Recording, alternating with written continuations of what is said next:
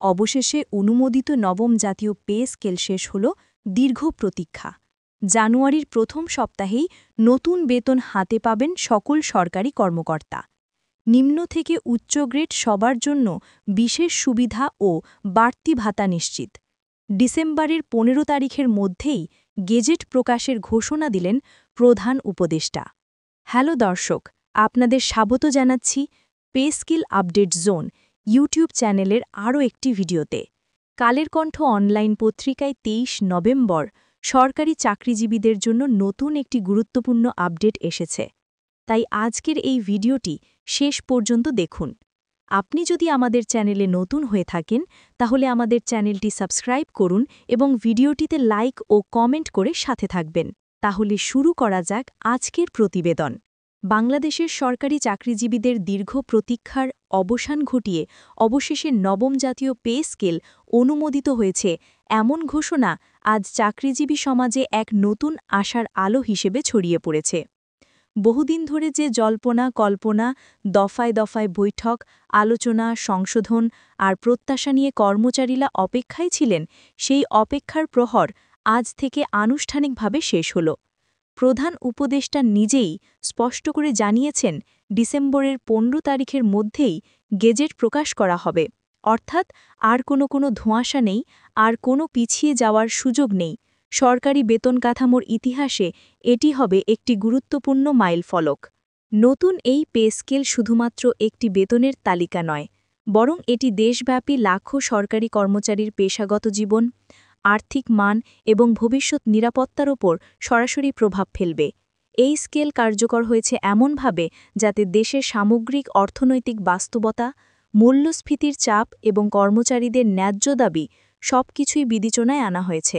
সরকারের লক্ষ্য ছিল ন্যায্যতা, স্বচ্ছতা এবং কর্মদক্ষতা বৃদ্ধি। তাই নতুন গ্রেডিং, বেতন সীমা, ভাতাসহ অন্যান্য সুবিধা এমনভাবে অন্তর্ভুক্ত করা হয়েছে যাতে নিম্ন ও উচ্চ সব পর্যায়ের কর্মকর্তা-কর্মচারীর জীবনযাত্রা বাস্তব অর্থে উন্নত হয়। প্রধান উপদেষ্টা আজকের ঘোষণায় বলেছেন, জানুয়ারির প্রথম সপ্তাহেই সকল সরকারি কর্মকর্তা তাদের নতুন পে স্কেল অনুযায়ী বেতন হাতে পাবেন। এটি এক প্রকার নিশ্চয়তা যা কর্মচারীদের মধ্যে নতুন করে উদ্দীপনা সৃষ্টি করেছে। কারণ অতীতে এমন অনেক সিদ্ধান্ত ঘোষণার পর কার্যকর হতে দীর্ঘ সময় লেগে যেত, কিন্তু এবার তেমন নয়। সরকার নিশ্চিত করতে চায় যেন কেউ হয়রানির শিকার না হন কিংবা নতুন স্কেল বাস্তবায়নে বিলম্ব না ঘটে। এজন্য মন্ত্রণালয়গুলোকে জরুরি নির্দেশ পাঠানো হয়েছে। প্রক্রিয়াটি দ্রুত শেষ করার জন্য নতুন পে স্কেলে নিম্ন এবং উচ্চ গ্রেডের জন্য বিশেষ সুবিধা রাখা হয়েছে। নিম্ন গ্রেডের কর্মচারীদের জন্য বেসিক বেতনের হার বৃদ্ধি, ইনক্রিমেন্ট পুনর্বিন্যাস, মূল্যস্ফীতি সামঞ্জস্য ভাতা, যাতায়াত ভাতা এবং চিকিৎসা সংক্রান্ত সুবিধা বাড়ানো হয়েছে। এর ফলে মাঠ পর্যায়ে যারা সবচেয়ে বেশি পরিশ্রম করেন কিন্তু তুলনামূলক কম বেতন পান, তাদের জীবনযাত্রায় সত্যিকারের পরিবর্তন আসবে। একই সঙ্গে উচ্চ গ্রেডভুক্ত কর্মকর্তা ও প্রশাসনিক পর্যায়ের দায়িত্বশীল পদগুলোতে কর্মরতদেরও নতুন সুবিধা অন্তর্ভুক্ত করা হয়েছে, যাতে তারা আরও দক্ষতার সাথে প্রশাসনিক কাজ পরিচালনা করতে পারেন। পে কমিশনে বেতন কাঠামো তৈরির সময় দেশের সামগ্রিক অর্থনৈতিক অবস্থা গভীরভাবে বিশ্লেষণ করেছিল। বিশেষ করে দেশের অভ্যন্তরীণ রাজস্ব আয়, আন্তর্জাতিক বাজার পরিস্থিতি, মুদ্রাস্ফীতির হার এবং সরকারি চাকরি কাঠামোর বৈষম্য কমানোর বিষয়গুলোর ওপর বিশেষ জোর দেওয়া হয়েছিল। কমিশনের সদস্যরা বলেন, এই বেতন কাঠামো এমনভাবে সাজানো হয়েছে যাতে আগামী কয়েক বছর কোনো বড় পরিবর্তন ছাড়াই স্থিতিশীলভাবে এটি কার্যকর থাকবে। এর ফলে সরকারি কর্মচারীরা ভবিষ্যৎ পরিকল্পনা করতে পারবেন আর্থিক অনিশ্চয়তা ছাড়াই। এই পে স্কেল অনুমোদন হওয়ায় দেশের প্রশাসনিক কাঠামোতে স্বচ্ছতা এবং দক্ষতা বাড়বে, এমনটাই আশা করছেন বিশেষজ্ঞরা।